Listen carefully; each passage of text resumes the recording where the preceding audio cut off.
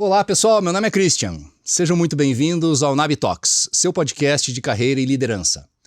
No episódio de hoje nós vamos falar sobre equipes de alta performance e o convidado é o Eduardo Sguario, empreendedor, sócio fundador e facilitador da Long Vision.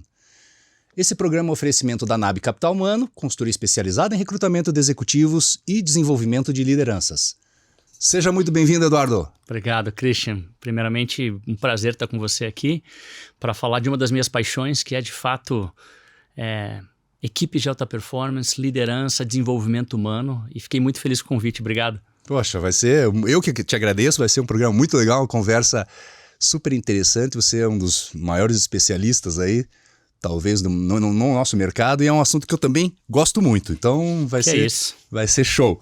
Pessoal, o Eduardo, ele é graduado em Engenharia Civil pela Universidade Federal do Paraná, sempre atuou como empreendedor e facilitador, ele vai contar essa história pra gente, é cofundador da Axian, escola de inglês, treinou mais de 10 mil pessoas e já atende atualmente mais de 100 empresas.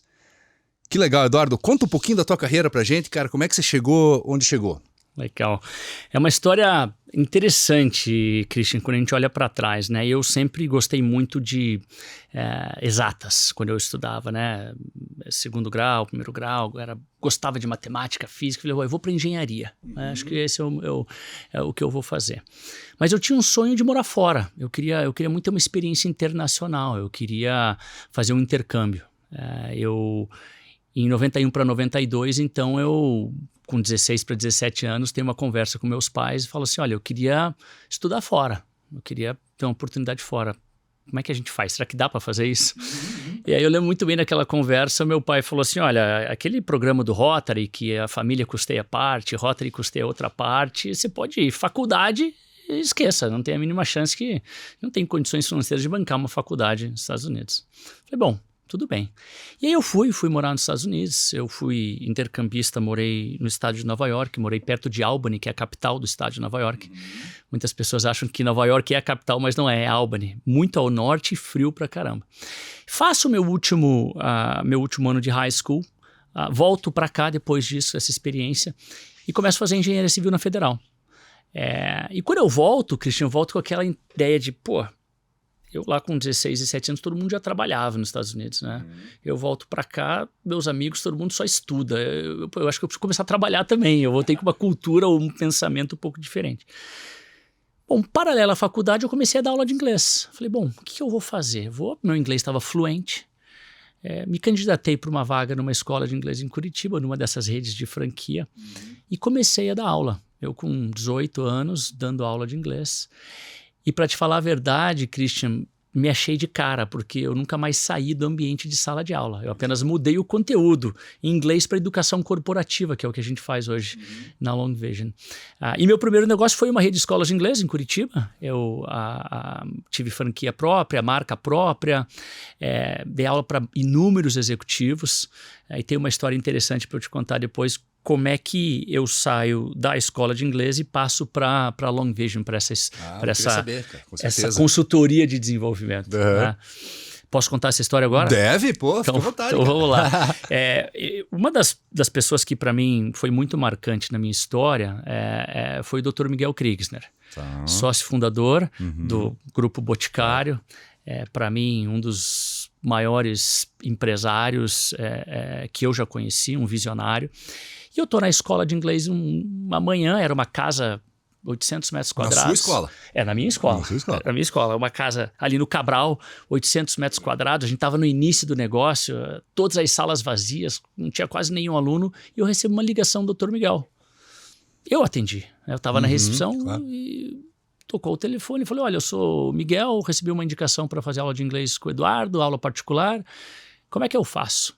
E a gente não tinha aula particular naquele momento, Christian, a gente só tinha aula em grupo, era o que a gente ia pensar. Eu falei, mas eu tô livre de tempo, tem espaço ocioso, eu vou dar aula. E aí conheci o Dr. Miguel, dei aula particular para ele. Bom, to make a long story short, né, para encurtar uma história longa. Numa dessas aulas, o Dr. Miguel me apresenta a Penélope, que hoje é minha sócia. A Penélope, ela é britânica, ela é cantora de ópera, ela é formada em arqueologia. Uau, ela tem uma especialização na evolução humana. E quando o Dr. Miguel me entrega aquele currículo, eu pensei, bom, aula de inglês não é o que ela veio fazer aqui no Brasil. Sim. mas eu vou conversar com ela amanhã, doutor Miguel. E foi a melhor coisa que eu fiz na minha vida, porque ali foi o início da Long Vision. Então eu sou muito grato ao Dr. Miguel, porque me apresentou a Penélope, e que na verdade, Christian, eu não dava aula para o Dr. Miguel, eu aprendia que cada aula era um ensinamento de vida, de gestão, de liderança, negócio, de humanismo. Então a Long Vision nasceu desse encontro. E logo na sequência o Dr. Miguel me pede para prepará-lo para uma apresentação que ele ia fazer em Mônaco, em inglês, de uma premiação que ele tinha ganho, ou iria participar entre os 33 maiores empreendedores globais. E ele era o único brasileiro naquele ano. Quem ganhou foi o fundador do Cirque du Soleil, para a gente ver o nível da competição. Exato. Dr. Miguel volta para mim e fala, olha, não ganhei, mas eu gostei muito da preparação que você e a Penélope fizeram para mim, em questão de postura, impostação de voz, postura, técnicas de apresentação. Formata um curso assim para os meus executivos, porque eles estão sempre fazendo roadshow, eles estão sempre se apresentando. E aí eu, com a minha cabeça empreendedora, falando, pô, tem mais um negócio legal aqui. Além de aula de inglês, a gente pode treinar pessoas para se apresentarem em inglês, que é uma demanda de mercado. Claro. E aí, Christian, é muito legal porque a gente começa então a preparar os nossos executivos, alunos, para fazer esses treinamentos. E aí eu quebro com a escola. Depois de 15 anos, eu quebro com a escola. Essa é a grande realidade. A Long Vision nasceu de uma necessidade, porque eu tive que descredenciar 2 dos meus franqueados por problemas com a franquia, tive que sair da casa que eu estava há 15 anos porque os proprietários iam fazer um empreendimento comercial, e a única coisa que sobrou eram esses treinamentos em company que eu e a Penélope fazíamos em inglês, que era o que a gente tem até hoje, os Presentation Skills Courses. Olha só, cara. Então, cara, a Long Vision nasceu desses momentos não programados. Uhum. Muito legal, cara. Eu não sabia. Eu imaginei que você tinha vendido a escola, simplesmente pivotado na carreira empreendedora e... Não, foi um momento de dor. Foi um momento de dor. Cara, fala um pouquinho da Long Vision, cara. Vamos lá. A Long Vision começou com Penélope e eu, então, com um produto só, Presentation Skills. E a gente tinha uma aderência muito boa com os nossos clientes. O que eu escutava sempre era assim, puxa, Eduardo, esse treinamento que vocês fazem, essa capacitação, vocês não podem chamar de técnicas de apresentação, porque isso vai muito além. Eu me comunico de uma maneira diferente, eu estou usando isso dentro de casa, nas apresentações da faculdade. Então a gente viu que a gente estava conseguindo atingir com esse conteúdo, ajudar as pessoas a solucionar não apenas um problema, mas várias situações que a gente tem dificuldade. Falar em público, ter uma conversa mais assertiva. Então, a gente viu que tinha algo muito legal nas mãos e que gerava um efeito muito bom. E a gente foi crescendo, a gente foi tendo cada vez mais os nossos clientes nos procurando e pedindo coisas novas, conteúdos novos. E eu e a Penélope, a gente sempre teve algo em mente. A gente só vai entregar aquilo que está dentro do nosso expertise. E o nosso expertise era comunicação. E aí entrou comunicação assertiva, comunicação eficaz, comunicação não violenta. A gente começou a expandir um pouco o nosso portfólio. Que legal. E o desenvolvimento desses produtos? Muita pesquisa, muita leitura?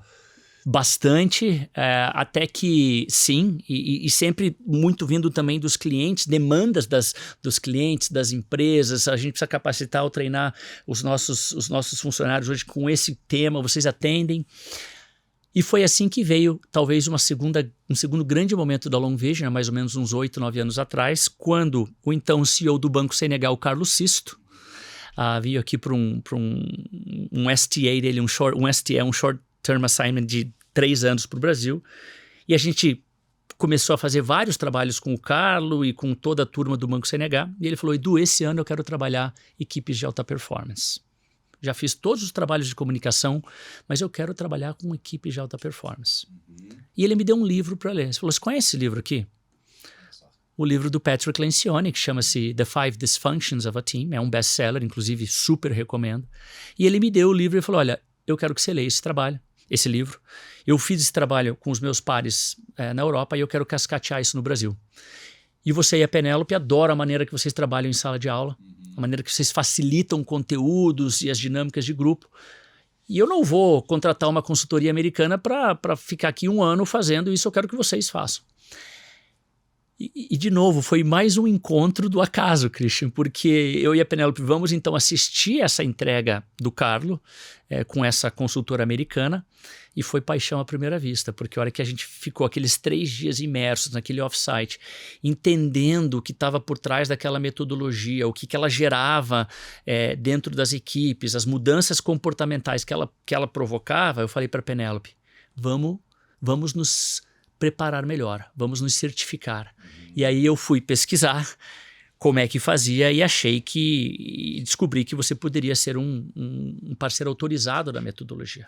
Fomos para Minneapolis, fizemos a nossa certificação, ficamos 2 semanas lá e voltamos então com a chancela do Lencioni e da Wiley como parceiros autorizados dos 5 comportamentos de uma equipe coesa. E isso, de novo, levou a Long Vision para um outro momento, porque a gente começa então não só a trabalhar comunicação, mas liderança. Exato. E né, eu que estou nessa venda de serviço B2B há muito tempo, a gente sabe que né, verbas de treinamento têm aumentado muito nos últimos anos, né, a importância que as empresas dão para esse desenvolvimento contínuo dos profissionais e, obviamente, foi um encaixe, Foi um encaixe. Perfeito. Mas você sabe qual que foi a nossa grande dúvida? Isso eu acho que eu nunca comentei, mas a gente fala muito de vulnerabilidade nessa metodologia que a gente aplica, confiança baseada em vulnerabilidade. Eu vou ser vulnerável aqui com você. Quando eu voltei dessa certificação, o que passava pela minha cabeça é o que eu vou ensinar, o que eu tenho para oferecer para esses grandes executivos que já estão em grandes posições hoje. E eu, um empreendedor, professor de inglês, Penélope, uma musicista, cantora de ópera. Cara, como é que a gente vai entrar num ambiente corporativo para falar de liderança? E a Penélope falou, Edu, veja bem, a gente vai falar muito mais de comportamento do que liderança. A gente vai falar de comportamentos para atingir uma liderança cada vez mais humanizada, cada vez mais de alta performance. E sobre comportamento e comunicação, a gente tem o expertise. E ali virou uma chave para mim. Falei, de fato, a gente vai falar sobre comportamentos que impactam resultados, que impactam o negócio. E aí ali para mim fez todo sentido. Que legal, cara. Eu não sabia. Eu ia te perguntar, até na pessoa física, como é que você tinha... Enfim, como é que tinha chegado a ideia e como que você obteve a certificação para trazer essa metodologia para cá. Muito legal. Foi de novo, assim, eu sou muito grato porque caiu no nosso colo e eu acho que a gente viu o valor e conseguiu abraçar essa oportunidade. Inclusive, eu estava comentando com você aqui antes, eu estava vendo e assisto vários dos podcasts e foi muito legal ver aqui o Leandro da Electrolux, a gente fez uma jornada muito legal e está fazendo ainda com a Electrolux, dessa metodologia. O André Fauti da Catálise também passou por isso com a gente. Celso Tacla da Valmel. Então, quando eu estava vendo muitos dos seus parceiros, eu falei, puxa, que legal, a gente tá junto aqui nessa parceria. Muito legal. Show de bola, cara. Fico feliz também em saber que eles têm feito negócios e comprado, né, conhecimento e cursos com vocês. Eu acho muito, muito legal. Aproveitando, então, cara, o que é uma equipe de alta performance? Essa é uma excelente pergunta. Você sabe que a Renata, nós somos em 4 sócios hoje. Eu, a Penélope, a Renata e o Guilherme. A Renata e o Guilherme vieram trabalhar com a gente, se tornaram sócios e estão trazendo um valor gigantesco para a Long Vision. E a Renata, ela é professora, ela tem PhD dela em marketing, ela dava aula de liderança e tal. E ela fazia essa pergunta, muitos dos alunos, na verdade, chegavam para ela, professor, o que é uma equipe de alta performance? E se você buscar na literatura, se você for a fundo, você vê que você não vai encontrar uma definição clara do que é uma equipe de alta performance. Talvez a gente vai encontrar várias variações. Mas a Renata traz uma que eu gosto sempre de repetir, que é o seguinte, uma equipe de alta performance, Christian, uma equipe autônoma, autogerenciável e que entrega resultados extraordinários. Então, é aquele time que roda sem a presença do líder. É aquele time que consegue se autogerenciar no dia a dia porque tem relações de confiança, porque entendem o benefício do conflito produtivo, por exemplo, achar as melhores soluções. Então, se eu fosse responder de maneira simples, alta performance ela busca autonomia, autogerenciabilidade e resultados extraordinários. Sensacional, cara. Vamos explorar um pouco mais isso, cara. Você falou do conflito produtivo. Cara, como a gente já está no mercado há um certo tempo, a gente sabe que os gestores, talvez os gestores não tão sofisticados, não tão líderes, eles exercem muito poder de forma até coercitiva, a equipe Claro. o respeita porque é o líder, o gestor, né? E acaba concordando com tudo que ele fala. Perfeito. Isso versus o conceito de discussões conflituosas e tal. Comenta isso aí, cara, pra gente. Você sabe que para mim mudou totalmente o conceito de conflito quando eu conheci a metodologia do Lencioni. Então, talvez só para deixar bem claro aqui, quais são os 5 comportamentos de uma equipe coesa? Primeiro, confiança baseada em vulnerabilidade. Onde eu tenho um nível de confiança com você, não da confiança da tua competência técnica, mas um nível de confiança onde eu posso ser autêntico, onde eu posso ser vulnerável e falar, Christian, tá pesado para mim, preciso de ajuda. Christian, pisei na bola aqui, eu preciso corrigir isso. Onde dentro do time eu consigo ser autêntico e consigo ser vulnerável. Então, confiança baseada em vulnerabilidade. O segundo comportamento é o conflito produtivo. E aqui, para mim, é uma mudança muito significativa, porque quando a gente fala de conflito, a gente já pensa o quê? Desavença, briga, a gente já pensa em problemas, guerra. E aqui o conflito tem sobrenome, ele é um conflito produtivo, ele tem que produzir algo. Ou seja, as melhores soluções que aquele grupo de pessoas consegue produzir. Por isso que a gente chama de conflito produtivo. Nada mais é do que um embate ideológico. É você discordar de mim, eu discordar de você, a Renata trazer um outro ponto de vista e a gente colocar isso na mesa e falar, bom, mas para o negócio a melhor solução é essa, não a do Christian, não a da Renata. Então esse é o segundo comportamento, conflito produtivo. E uma vez que a gente conflitou, que a gente participou, que a gente debateu, o comprometimento de todo mundo que participou é muito maior. E ele é o terceiro comportamento, é o commitment. E aqui é legal porque o comprometimento, Christian, a gente costuma brincar, né? Eu sou comprometido, eu visto a camisa da empresa, eu visto a camisa. O comprometimento na metodologia está pautado em 2 pilares, clareza e buy-in. Está claro para mim com o que eu estou me comprometendo, o que é esperado de mim, qual é o meu papel. E se está claro, eu dou o meu buy-in, eu compro essa decisão, mesmo que eu fosse contrário a ela. E se eu me comprometi com algo, é muito natural que eu seja o quê? Cobrado. E aí vem o accountability, que é o quarto comportamento. É a cobrança entre pares. Uma equipe de alta performance está constantemente se cobrando por performance, por comportamentos inadequados ou por desempenho abaixo do esperado. E se isso acontece de maneira orgânica, a gente chega no topo da pirâmide, porque a metodologia é uma pirâmide, que é o foco no resultado coletivo. Então você vê que essa metodologia do Lencioni, ele na verdade não reinventou a roda. A Penélope, que eu contei para você que ela é arqueóloga, ela conta, Edu, isso é um resgate dos nossos comportamentos que nos trouxeram até aqui. A gente vivia em tribos de 100, 150, onde a gente se conhecia, nasceu junto, caçava junto, se confiava. A gente conflitava para ver quem ia caçar, qual era a estratégia. A gente se comprometia em trazer a comida para a tribo depois. E se alguma coisa acontecesse, nós seríamos cobrados por aquilo. E o foco era no coletivo, na subsistência da tribo. Então esse é um resgate dos comportamentos. Legal. Legal essa conexão, né? Muito legal, show de bola. E aí, cara, daí dessa metodologia, vocês desenvolveram os cursos ou desenvolve a 4 mãos lá com os Estados Unidos? Como é que é isso? Na verdade, eu acho que a gente tropicalizou um pouco a metodologia, fazendo muitas adaptações até para a nossa cultura, para a cultura brasileira. É uma metodologia que ela já vem pronta, então o legal, Christian, é que antes de qualquer trabalho a gente roda um assessment de diagnóstico, para ver qual é o nível de confiança desse time, qual é o nível de conflito produtivo desse time.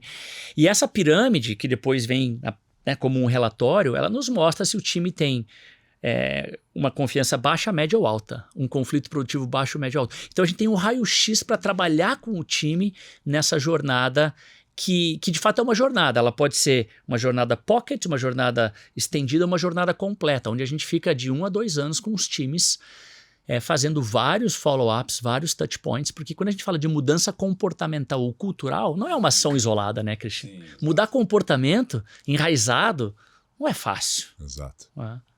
Que show, cara. Muito bacana. Enfim, deixa eu ver aqui. Que comportamentos são fundamentais para criar uma equipe de alta performance? Você que é especialista em comportamento. Fiz várias perguntas aqui, cara, vou me perder. Imagina. Você sabe que talvez eu não vou falar no comportamento. Eu posso focar no líder? Pode. Talvez, né, E aí a minha vivência me mostra, né? Eu rodei mais de 300 desses offsites, desses treinamentos, Christian, Brasil e fora do Brasil. A gente vai de C-level a nível de supervisores, mas a gente roda muito o high management, né? E o que eu vejo é que quando o líder não está disposto a moldar, a exemplificar esses comportamentos, é muito mais difícil para o time conseguir abraçar e desenvolver isso. Ou seja, um líder que não está disposto a ser vulnerável não faz com que o time abrace a vulnerabilidade. Um líder que não está disposto a entrar num conflito produtivo, a ser desafiado, a ser contrariado, porque a ideia dele é a única que serve ou a melhor, não vai conseguir promover um conflito produtivo. Um líder que de fato não está focado no resultado da organização, no coletivo, e está pensando apenas na sua carreira, no seu desenvolvimento, no seu spotlight, não vai conseguir promover isso. Então, eu acho que o líder é sim, mais do que nunca, o exemplo para esses comportamentos, para uma equipe coesa e para uma equipe de alta performance. Porque se a equipe não compra o líder como um modelo, fica difícil. Você sabe isso muito bem. Praticamente impossível, né, cara? Praticamente impossível. Cara, como é que foi essa a virada? Porque você é facilitador há muito tempo, né? Décadas. E de repente veio a pandemia, todos os treinamentos passaram a ser online. Imagino que até então você dava os treinamentos de forma presencial, né? Perfeito. Viajava o Brasil e Perfeito. Andando. Como é que foi, cara? Nós éramos até a pandemia uma consultoria 100% presencial e comportamental. Vem a pandemia, assim como todo mundo, tivemos muitos desafios, mas para nós a grande incógnita era como é que a gente vai acessar as equipes, as pessoas de maneira virtual, quando a gente fala de comportamento, quando a gente fala... Então, houve uma dúvida muito grande, Christian, e eu confesso que eu pensei que lá vou eu quebrar pela segunda vez agora aqui, né? Já vivenciei isso com a escola, lá vou eu. E sabe que foi o oposto. Nós tivemos 3 meses de muita dificuldade, 3 a 4 meses de muita dificuldade, onde você vai lembrar, as empresas cortaram todos os budgets, acaba esse treinamento, não pode mais entrar em sala com ninguém. Só que o mundo não parou. Né? As empresas, de certa maneira, não paravam. Eu acho que todo mundo fez um esforço gigantesco de fazer o online dar certo. Eu acho que a grande mudança todo mundo sabia que a gente não tinha uma outra alternativa. Então vamos fazer dar certo.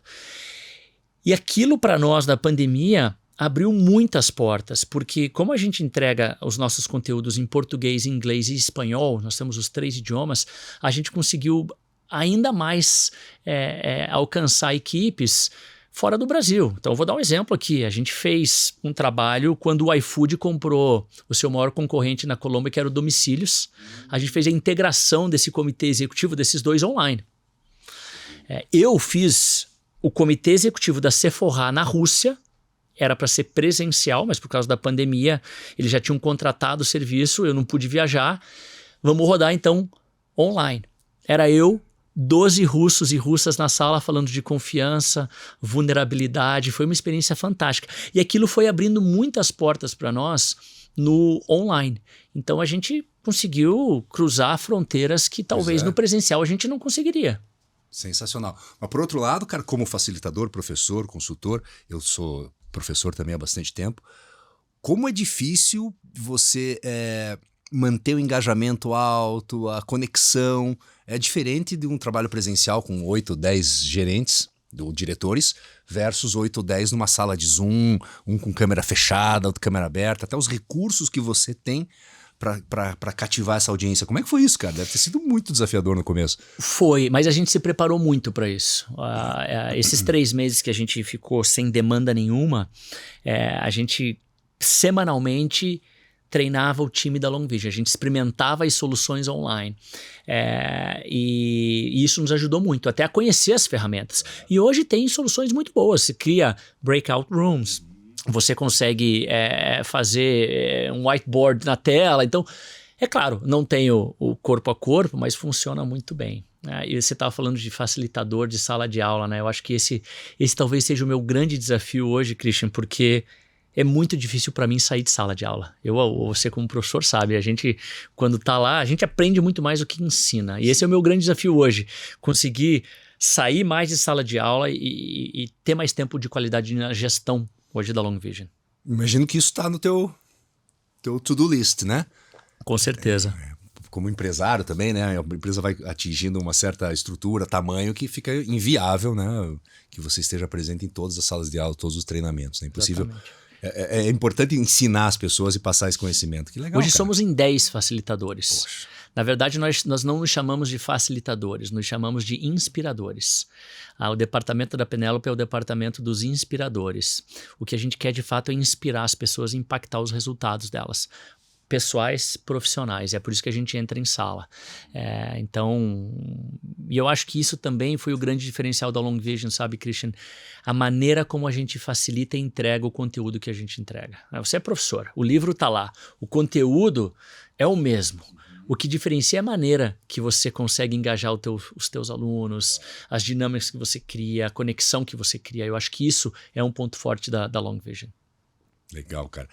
Voltando lá no teu primeiro produto, cara. Vamos lá. Comunicação, né? Presentation skills. O que precisa ter um profissional para fazer uma boa apresentação? Seja ela para o seu board de diretoria, ou seja para os seus clientes, ou um pitch de startup. Legal. Primeiro, eu quero desmistificar algo assim. Primeiro que nós não nascemos bons apresentadores. Todo mundo, com certeza, consegue se tornar um grande apresentador, uma grande apresentadora. Existem técnicas. Você se apresentar em público é uma performance.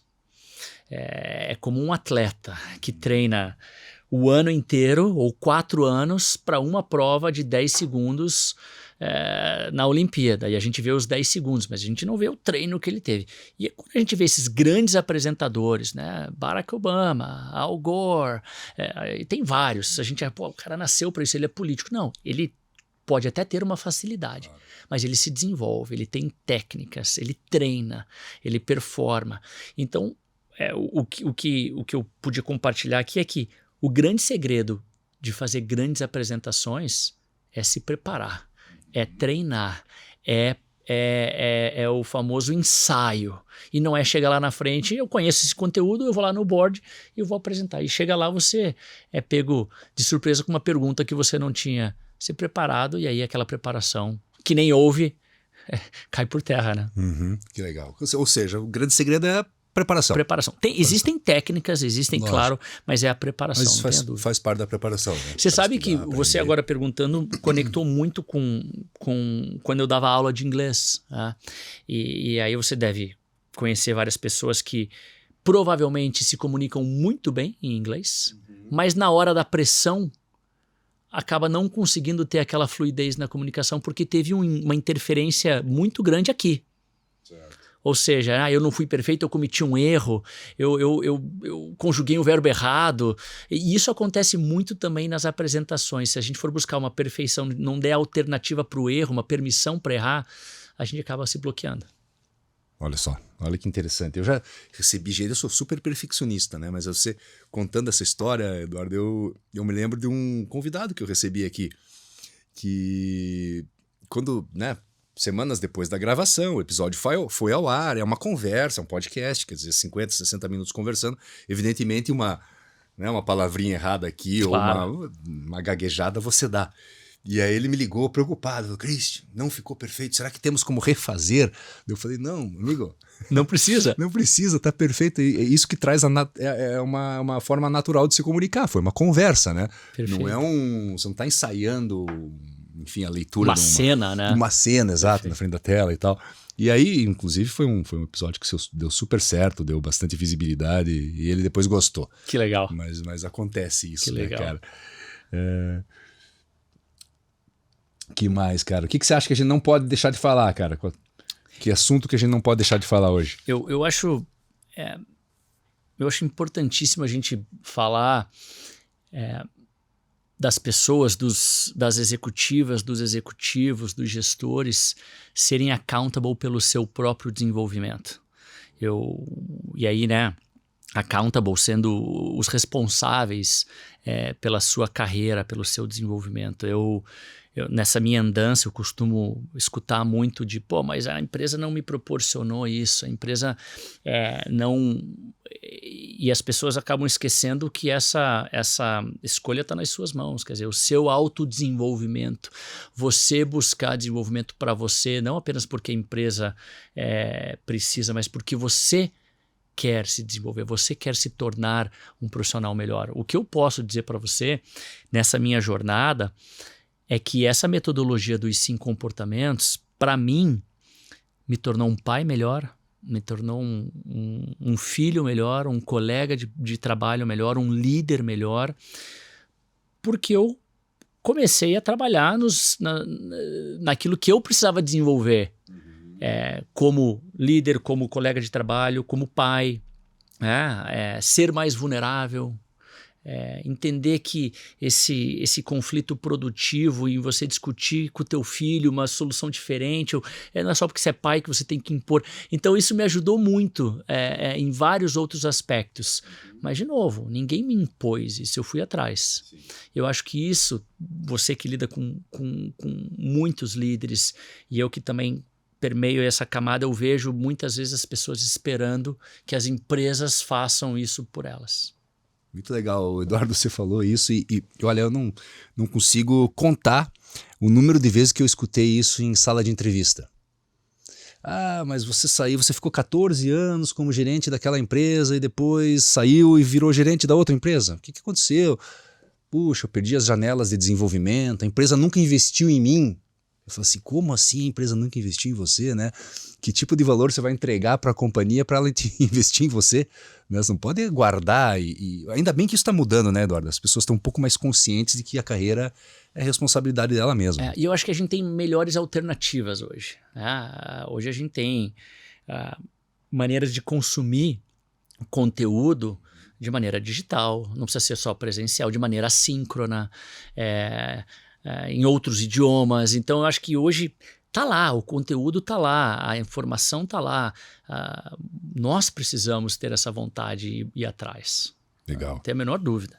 Cara, um dos 4 comportamentos que você comentou do accountability, acho super interessante, é um assunto até bem, não vou dizer batido, mas assim, bem conhecido já, mas enquanto líder de empresas e times, como é difícil formar um time que tenha accountability, né? Você sabe porque é sempre culpa do outro, né? Cara, nunca é culpa dele, sabe? Então aproveitar, cara. Que bom que você fez essa pergunta, que bom que você fez essa pergunta.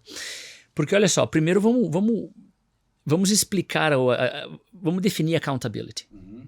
Primeiro que é uma palavra que não tem definição, não tem uma tradução em português. E segundo o João Cordeiro, que para mim é o maior especialista de accountability no Brasil, ele fala que não existe tradução em nenhum outro idioma. E ele fala algo que eu acho muito legal: accountability não é responsabilidade. Muitas pessoas confundem accountability como responsabilidade, né? Então tem accountability pessoal, que é uma virtude moral, que é você pensar e agir como dono e entregar resultados excepcionais. Esse é o accountability pessoal. Então eu sou accountable pelo meu desenvolvimento, eu sou uma pessoa accountable.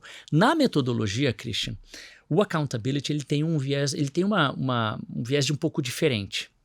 É a disposição que eu tenho de cobrar os meus pares, na verdade em inglês é de hold people accountable. Então a disposição que eu tenho de cobrar os meus pares por aquilo que foi combinado. E é muito difícil. Porque você cobrar uma meta não batida, você cobrar um número é até mais fácil, porque é objetivo. Você cobrar um comportamento que está impactando o time é muito mais subjetivo e perigoso. Então, essa prática do accountability, de fato, é o comportamento mais difícil para as equipes. E eu te falo, quando eu pego aquela pirâmide que eu vejo os resultados, eu posso garantir para você que confiança e accountability, em 90% dos casos, são os indicadores mais baixos dos times. E aí tem vários porquês. Eu não vou cobrar o Christian, eu não sou o líder do Christian. Bom, peraí. O que ele não entregou impactou você, está impactando a empresa. Como é que você não vai cobrar? Equipes de alta performance, Christian, se cobram na horizontal. Fazer o accountability do líder para o liderado faz parte do job description. Está lá, é meu papel como líder cobrar desempenho, performance, comportamento. E quando eu levo isso para comitês executivos. Quando eu levo isso para equipes, o que eu chamo de time número 1 das organizações, VPs, cai uma ficha gigantesca. Peraí, de fato, eu preciso cobrar o meu par aqui, porque o comercial está impactando aqui a manufatura. Mas isso ainda não é natural nas equipes, nas organizações. Bacana, porque tem bastante coisa para fazer, então, até evangelizar, utilizar esse termo, né? O pessoal para fazer isso. Que, na verdade, né, eu gosto de brincar quando eu vou nos meus treinamentos, que o accountability está muito atrelado ao feedback. Né? Uhum. E nada mais é do que você chamar o colega na chincha. Né? Exato. Você... Mesmo quando não é liderado teu, né? Exato. Aí que tá, né, a diferença, né? Porque liderado teu já tá no teu job description, como você mesmo falou, né? Agora teu par... E aí, o Lencioni, o pai da metodologia, ele fala, né, algo que eu acho muito interessante. O que o accountability e o conflito produtivo, 2 dos 5 comportamentos, têm em comum? Eles são 2 dos 5 comportamentos que envolvem um risco emocional. O conflito produtivo, ele é mais objetivo, porque a gente está debatendo sobre um tema, uma discordância sobre algo. Mas o accountability, quando eu cobrar você por um comportamento que está impactando o time, você pode discordar de mim porque você não enxerga aquilo. E como é que você vai receber aquilo? Então, esse risco emocional que eu acho que é uma barreira para que isso aconteça com mais frequência. E quanto maior o nível de confiança, mais fácil é para eu fazer isso. Porque eu quero o teu bem. E você entende que eu estou fazendo isso pelo teu bem, para você melhorar. Sim. Não para te expor. Show. Faz sentido? Faz total sentido. Se a pessoa tiver maturidade, né? Para saber que feedback é um presente, que eu posso absorver isso e melhorar como pessoa, profissional, executivo, etc e tal. Excelente, né? Eu já vi, obviamente, situações contrárias a essa, né? Defensiva total, porque quando você vai dar um feedback que é em cima de comportamento, é algo mais subjetivo do que o feedback em cima de um número, né? Poxa, teu resultado foi 92% do combinado. Tá fácil, né? Preto no branco. Agora, em questão de comportamento, é sempre mais delicado. Eu acho que eu vejo muito, talvez, essa questão de evitar o conflito. Puta, o cara é vice-presidente da outra área, é meu par. Perfeito. Tem outra unidade de negócio, sabe de uma coisa, deixa aqui, que ele pode me ajudar na minha carreira futuramente. A pessoa pensa mais no próprio umbigo do que no resto. E aí, Christian, eu sou um apaixonado por analogias e essas frases de efeito. Para mim, evitar o conflito é igual você guardar um peixe no armário. Tá, uma hora vai feder, né? Perfeito. É garantido, né? Cara, uma hora vai feder, vai dar ruim. Entendi. E as pessoas, por esse medo, por esse receio, guardam os peixinhos no armário e a hora que cai é pior. Muito legal. Eu falava, cara, com times assim que eu já liderei, e times de consultores também, né? Traga o problema enquanto ele é pequeno. Né? E eu falava também muito no processo de desenvolvimento deles, falei, consultor sênior versus consultor júnior. O consultor sênior passa a mão no telefone e resolve o problema enquanto ele está pequeno. Ele não espera a coisa acontecer e esconde do cliente e vai, daqui 3 meses o negócio vira uma bomba atômica. E aí eu quero conectar talvez com algo que a gente falou um pouco, mas não muito, mas que eu acho que é fundamental aqui. É o poder da vulnerabilidade.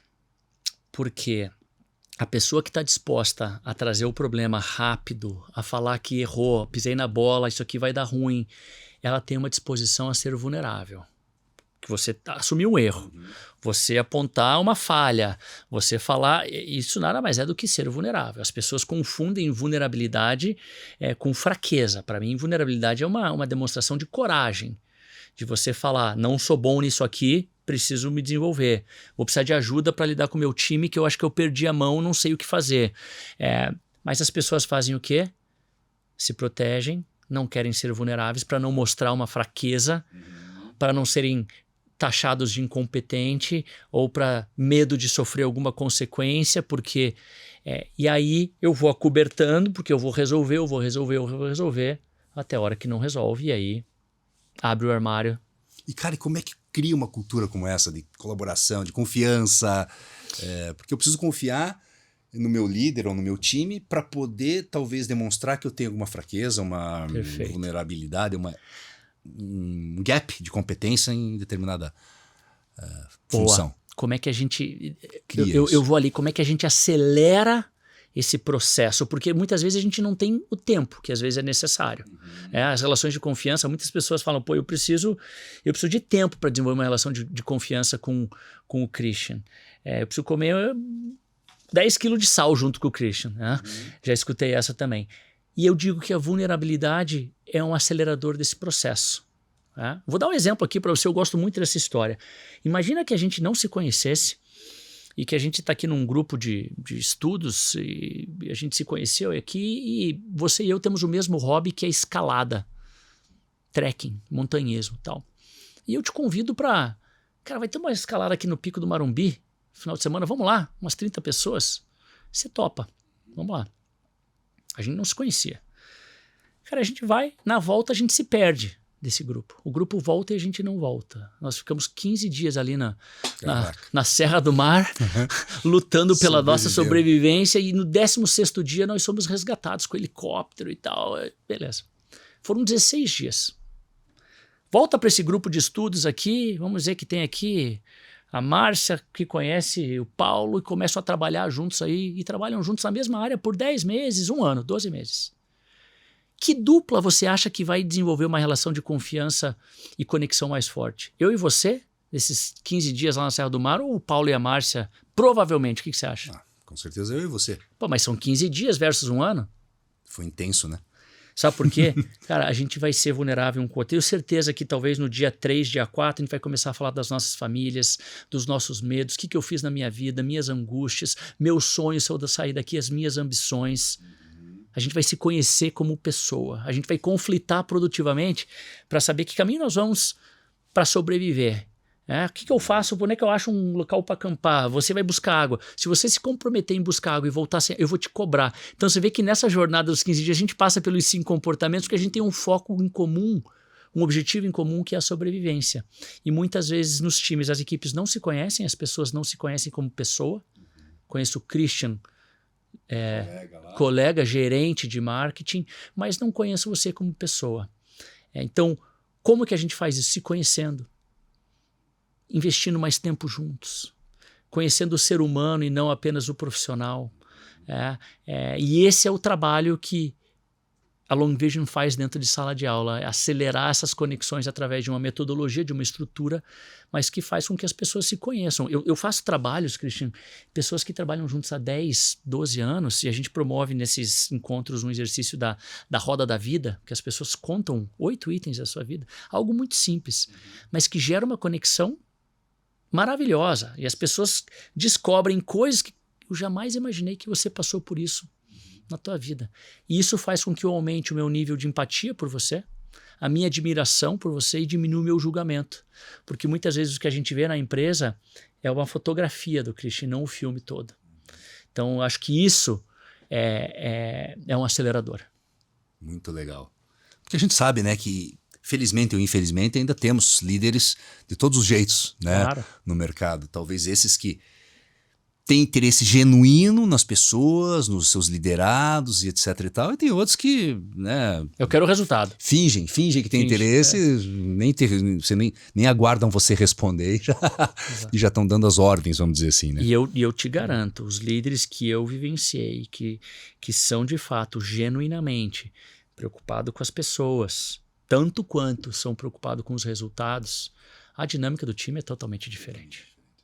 É totalmente diferente. E a gente veio, né, Eduardo, de uma época que o líder era o super-homem, né? Não podia chorar, não podia sofrer, não podia demonstrar fraqueza. Tinha que saber tudo. Tinha que saber tudo, ter todas as respostas na ponta da língua, versus essa questão da vulnerabilidade. Pô, comenta um pouco essa transição. Talvez eu acho que era falta de conhecimento aqui, né? Achar que o líder era o super-homem. Eu acho que a gente vem nessa. Eu vejo uma evolução nessa transição, sabe? Se a gente olhar para trás, a gente vem de um comando e controle nas organizações, que ainda existe, mas que eu vejo um esforço gigantesco para ser mudado. Aquele líder, autoritário, impositivo, não consegue manter uma equipe. Ele pode até entregar resultados por um tempo, mas vai ser um resultado a qualquer custo. Então eu vejo falando-se muito mais em compaixão nas organizações.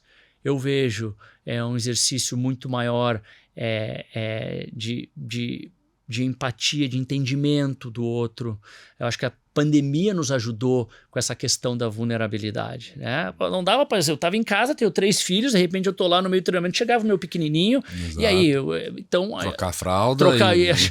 Então, eu acho que a pandemia nos ajudou a entender que todos temos as nossas vulnerabilidades e que não somos super-homens e que a gente não, nem super-heroínas, e a gente não dá conta de tudo. E a gente precisa pedir ajuda. E a gente precisa entender que tem pessoas que sabem mais do que nós. E a gente precisa aceitar que temos blind spots, que temos pontos cegos e que temos, sim, que nos desenvolver. Eu acho que eu vejo uma evolução nisso. Bacana. E, cara, daqui para frente, a Long Vision, você pretende lançar novos produtos, geografias novas? O que é o futuro da tua companhia? Boa. Você sabe que a gente está tendo algo muito legal nos últimos 2 anos que a gente até então não tinha. Hoje nós temos um consultor. Hoje nós temos um consultor nos ajudando. Talvez você conheça o Eros Jantes. O Eros foi CEO da Bematec. Ah, conheço. Conhece claro. o Eros? E o Guilherme, meu sócio, que fez até essa ponte. E o Eros falou, pô, Edu, a gente estudou junto até e depois caiu a ficha. E o Eros é uma pessoa fantástica e hoje é o nosso consultor estratégico, né? E tem nos ajudado muito nesse horizonte 2, horizonte 3 da Long Vision. O que a gente quer fazer? E a gente tem 2 grandes desafios, Christian. O primeiro é como é que a gente consegue colocar no mundo digital essa qualidade que a gente coloca no mundo presencial. Então, um dos nossos desafios que a gente já vem trabalhando e logo logo vai lançar são produtos digitais. A gente entrar em conteúdo assíncrono para que as pessoas possam consumir e se desenvolver também, não apenas dentro de sala de aula, mas em casa. Esse é um desafio. E o segundo, que eu acho que ele é um pouco mais longe, mas talvez mais importante até, é a gente cada vez mais ter conteúdos próprios. Né? Porque o Lencioni foi fantástico na criação desse conteúdo, no desenvolvimento desse assessment, dessa metodologia. Mas por que a Long Vision não pode ter uma metodologia própria lá na frente? Eu acho que a gente ainda não está nesse momento. Eu acho que a gente ainda precisa comer bastante feijão. Mas o nosso caminhar é para isso. Produtos próprios com altíssima qualidade e produtos digitais também que a gente possa, então, amplificar e chegar em outras pessoas que hoje talvez não cheguem na Long Vision porque a gente fica muito, talvez, ou na alta gestão, na média gestão e não consegue atingir um público gigante das organizações. Sim, e até porque é um negócio B2B, né? Sim. A pessoa faz porque a empresa contratou, né? Exatamente. Não é o cara chegar lá na plataforma e... Exatamente. E hoje a gente não tem isso. Hoje a gente não tem soluções B2C. Hoje a gente não tem treinamentos e soluções direto para o consumidor. Mas eu acho que com o produto digital abre-se uma porta muito legal. Escala, né? Exatamente. Bacana. Cara, deixa umas sugestões de livros, podcast, o que você está consumindo aí de conteúdo bacana. Pode ser business, mas pode ser de fora também. Boa, vamos lá. Tem um podcast que eu sou apaixonado, e é o podcast do Lencioni, chama-se At the Table, que é da empresa dele, que chama-se Table Group. E ele tem um podcast fantástico. A cada semana eles lançam um tema dos mais variados temas, mas sempre focado em liderança, mundo dos negócios e saúde organizacional. Então, esse é um. De leitura, eu sou um apaixonado por literatura, né? Eu acabei de ler o último livro do Ray Dalio, Principles. Achei fantástico, gostei, mexeu muito com a minha cabeça. Eu tô lendo um livro agora que chama-se O Pai Estoico, que é muito interessante, fala muito sobre paternidade também. Talvez um clássico e que eu li quando eu tinha 17 para 18 anos, quando eu estava indo para os Estados Unidos, naquele meu intercâmbio, que eu depois comprei um para cada um dos meus filhos, que é o livro do Sam Walton, do Walmart, que chama-se Made in America. Eu acho que esse é um clássico. E tem coisas muito legais. E o podcast Long Vision. Hoje nós temos um podcast da Long Vision, Long Vision Talks. Passa o endereço, isso, Long Vision Talks, ok? E a gente já está no Spotify também. E a ideia é cada vez mais trazer não só conteúdo, mas assim como você, pessoas que contribuem muito para o nosso podcast. Então, essas acho que são as dicas que show, cara. Mais recentes. Maravilha, pessoal, anotem aí, né? Eu sempre faço isso, depois eu vou no minuto correto lá e tomo nota. Tô com um buffer gigante de coisas. Eu preciso de tempo para chegar lá, mas vai ser um de cada vez, né? Um de cada vez. Cara, levando em conta que as pessoas que estão em casa ou vão consumir esse episódio no futuro ou ao vivo estão preocupadas em se desenvolver como líderes, em empreender, lançar negócios, virarem CEOs. Cara, que tipo de considerações e dicas você deixa para esse povo? A gente escuta muito isso, né? Siga a sua paixão.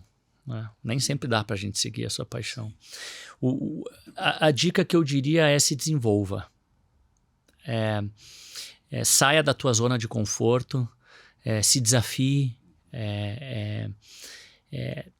procure o treino mais difícil para o jogo ficar mais fácil. Né? O que eu quero dizer com isso? Né? Se coloque em situações onde você vai precisar de fato melhorar o teu jogo. Analise seus comportamentos, porque comportamentos antecedem resultados. Tem uma frase clássica que é behaviors precede results. Se a gente não muda comportamento, a gente não muda resultado. Então eu vou muito para o autodesenvolvimento, sabe? Sair um pouco de mídia social, o tempo que a gente perde em Instagram, que eu acho que é super legal, tem o seu momento também. Sim. Mas se a gente conseguisse, se as pessoas conseguissem de fato ler mais, se desenvolver mais, estudar mais, pedir mais feedback, peça mais feedback. E aí, o que você achou que eu mandei bem naquela apresentação? Me dá um feedback de 3 coisas boas e 3 coisas não tão legais que eu fiz. Busque feedback. E se eu puder também aqui deixar uma dica tome esse primeiro passo em ser vulnerável com o teu time, com o teu líder. Claro, não vamos ser ingênuos, porque o mundo lá fora é cruel. A gente não pode sair sendo vulnerável com todo mundo, mas dentro da tua unidade, do teu time, se tem uma relação de confiança, experimenta dar o primeiro passo. Tô precisando de ajuda, tá pesado para mim. Tenho certeza que o resultado vai ser muito legal, porque todas as vezes que eu fui vulnerável, o que eu recebi foi apoio, ajuda, foi um aprendizado, recebi melhores soluções e cresci com aquilo. Então, dizer para você aqui que eu quebrei com o meu primeiro negócio, talvez alguns anos atrás eu não iria falar isso. Não, a escola foi super bem, e aí eu vendi. Cara, não é verdade, quebrei. Mas isso me trouxe aqui. Exato. Muito legal, Eduardo, foi um prazer receber você. Tem que conversar muito mais ainda, né? Tem muito conteúdo para discutir, exemplos e cases, mas por hoje, infelizmente, chegou ao fim.